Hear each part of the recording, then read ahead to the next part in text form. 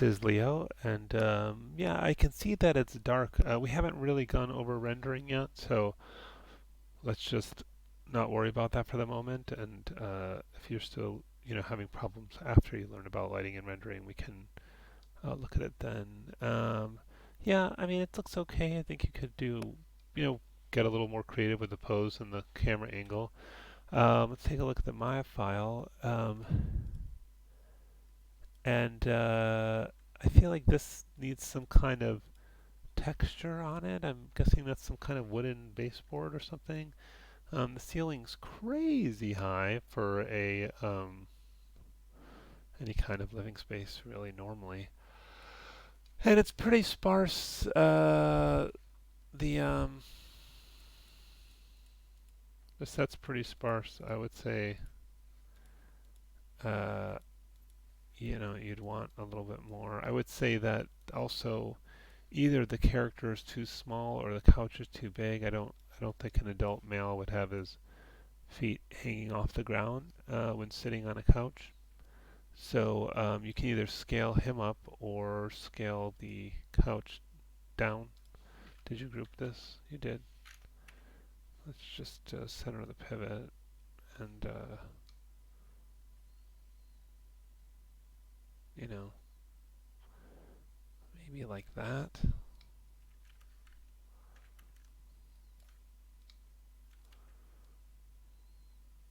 Anyways, everything should be proportional to the character. Um, just using the up arrow to get to the main control. There it is. Um,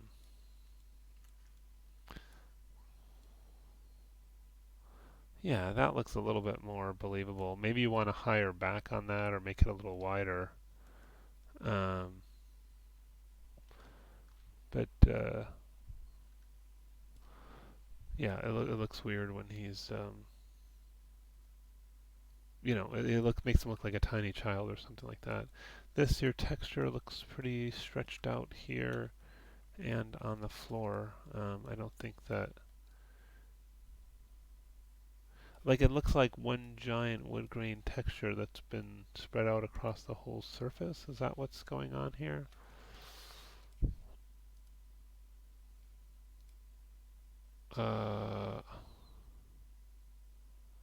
Because something like this would be, repeated a lot of times. Like if we go into the attribute editor, um, if I were to go, where's the UV texture placement thing? Well, I'll just find it in the hypershade.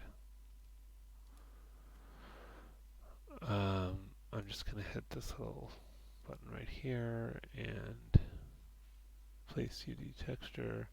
And so, you'd want to repeat it a lot of times, although I don't know if this really um, supports that well, but, well, that's fine. Now, that's clearly better. I mean, you can really see the repetition in it, but at least, even that's way too big. I mean, I think maybe more like 48 by 48.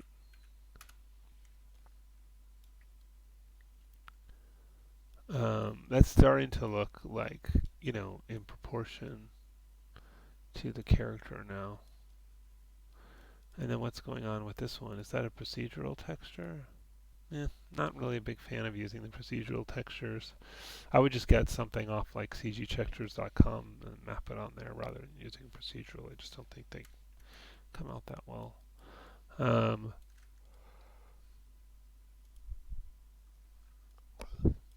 that looks okay. The fabric on there, it's just that some of it's kind of stretched out because yeah, it's not. You didn't UV map anything, so you just sort of slapped it on with the default UV map. So that's why it looks all stretched out here, for example. Um, I mean, you could try just unfolding it like this. Let's see what happens. Nope. Let me just isolate this real quick. Is it literally just a cube? It doesn't want to unfold any better. Well, then you can just grab the UV shell and select it and then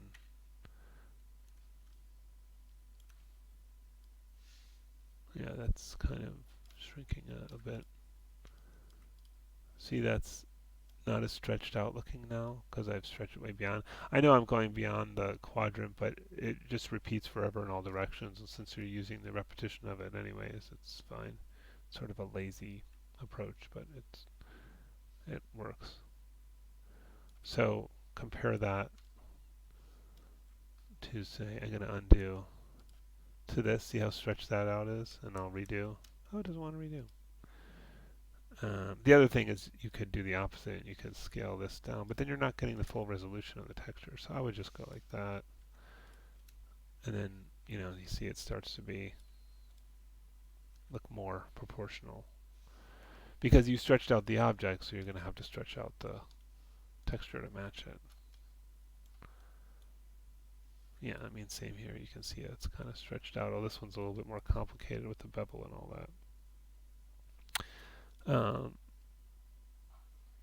But normally what I would do is do properly cut things up and UV map them like you did with the character. Yes, the floor looks a little more believable now.